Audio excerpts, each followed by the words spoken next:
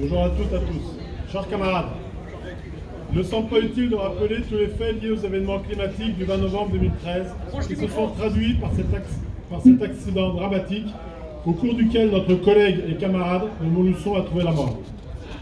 Aux côtés des agents et des représentants du personnel, la Fédération nationale Mines-Énergie de la CGT a pris toute sa place pour soutenir la famille, les collègues et les syndicats locaux, mais aussi pour comprendre, analyser les circonstances de ce drame et faire que cela ne se reproduise plus.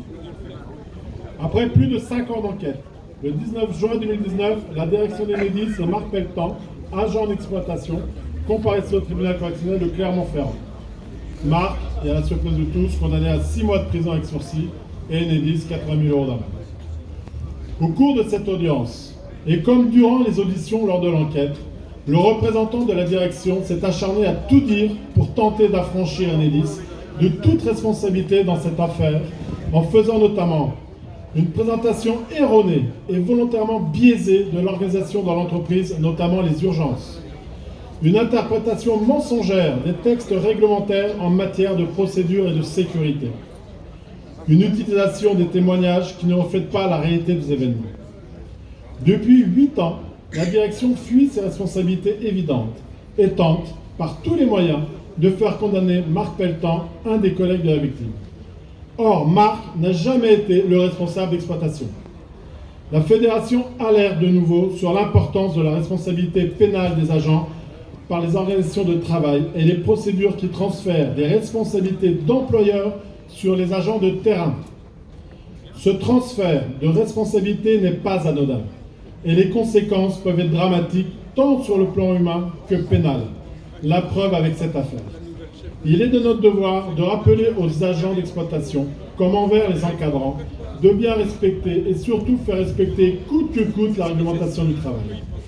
Le cas échéant, de dénoncer et d'alerter sur les manques de moyens dans les organisations du travail pour faire du bon travail en toute sécurité qui génère, in fine, de telles situations.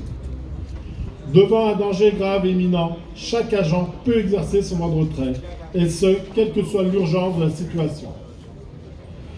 Les engagements, les annonces et les écrits des directions concernant la prévention et la sécurité de ses salariés ne sont finalement qu'un moyen pour elles de fuir sa responsabilité.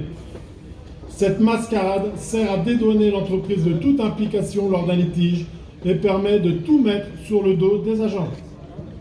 Les directions font tout pour que la justice reconnaisse comme seuls responsables les salariés, mais jamais les employeurs.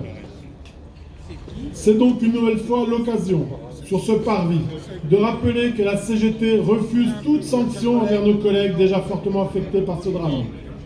C'est aux employeurs et à eux seuls d'assumer leurs responsabilités en lien avec les manquements évidents dans l'organisation du travail, mais aussi dans les procédures d'exploitation des ouvrages mises en place par Enedis.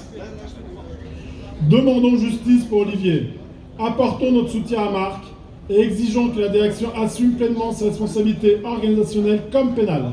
Merci.